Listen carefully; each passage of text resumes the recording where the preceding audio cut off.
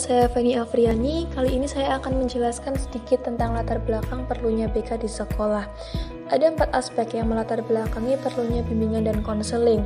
Pertama, aspek psikologis, kedua, aspek sosial dan budaya, ketiga, aspek ilmu pengetahuan dan teknologi, dan keempat, aspek pedagogis.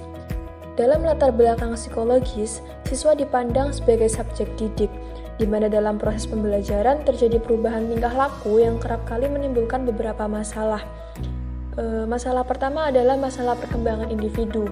Tujuan dari perkembangan adalah untuk mencapai kedewasaan yang sempurna secara optimal, dipengaruhi oleh faktor dari dalam berupa faktor bawaan dan kematangan, dan faktor dari luar berupa faktor lingkungan, di mana tugas BK nantinya adalah membantu merealisasikan tugas-tugas perkembangan siswa dalam mencapai kedewasaan. Selanjutnya ada masalah perbedaan individu, di mana setiap orang memiliki ciri khas dan karakteristik yang berbeda, dan apabila disatukan dalam satu lingkungan, sering terjadi masalah karena ketidaksepahaman antara individu tersebut. Next, ada masalah kebutuhan individu, di mana jika kebutuhannya terpenuhi, maka akan muncul rasa kepuasan dan kebahagiaan dalam hidup.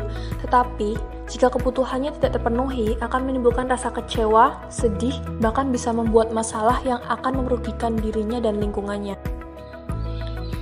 Ada juga masalah penyesuaian diri, yang terbagi dalam 2 hal. Pertama, penyesuaian dengan diri sendiri, dikatakan berhasil apabila individu bisa memahami dan menerima keadaan dirinya sendiri, dan apabila tidak tercapai akan menimbulkan konflik batin, rasa tidak tenang, dan tidak puas terhadap dirinya sendiri, sehingga menjadi tidak percaya diri dan merasa minder dengan orang lain.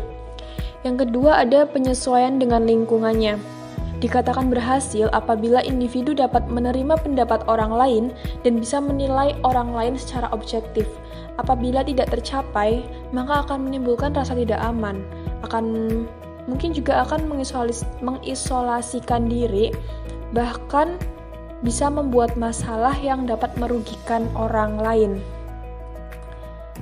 Masalah terakhir dalam aspek psikologis adalah masalah belajar. Penyebabnya adalah manajemen waktu yang tidak baik, cara belajar yang tidak tepat, tidak bisa berkonsentrasi, kurang dalam mempersiapkan ujian, tidak mendapatkan layanan bimbingan yang memadai, dan lain sebagainya. Masuk dalam latar belakang kedua, yaitu sosial budaya. Sebagai orang Indonesia, kita menjunjung etika ketimuran dalam berperilaku. Namun, saat ini banyak orang yang cenderung berperilaku kebarat-baratan karena dianggap lebih keren dan modern, khususnya di kalangan anak muda sekarang. Dari tahun ke tahun banyak perubahan yang telah terjadi. Saat ini manusia lebih cenderung berperilaku konsumerisme, konsumtivisme, hedonisme, sehingga terjadi kesenjangan sosial dan ekonomi. Perubahan ini membawa dampak baik dan buruk, sehingga harus jeli dalam menyortir perubahan yang ada. Latar belakang ilmu pengetahuan dan teknologi. Dalam aspek ini terdapat kemajuan yang sangat pesat di bidang teknologi informasi. Kemajuan ini bisa mempermudah pekerjaan, tapi juga bisa mencelakai orang lain apabila disalahgunakan. Yang terakhir ada latar belakang pedagogis, di mana terdiri dari 2 aspek. Yang pertama, perkembangan pendidikan, ditandai dengan adanya perubahan dalam berbagai komponen sistem pendidikan, seperti kurikulum, alat bantu belajar, strategi pembelajaran, materi pembelajaran, dan lain sebagainya. Sehingga pelaku pendidikan itu harus bisa menyesuaikan perubahan yang ada. Kedua, peranan guru. Sebagai pendidik, guru harus bisa mengenal dan memahami siswanya, tapi sebelum itu, guru harus bisa mengenal dan memahami dirinya sendiri. Guru juga harus memiliki informasi yang cukup untuk dapat menyelesaikan persoalan yang akan terjadi.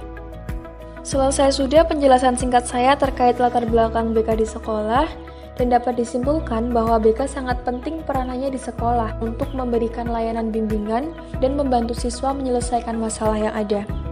Sekian dan terima kasih. Maaf jika penjelasan yang saya utarakan kurang jelas. Bye-bye.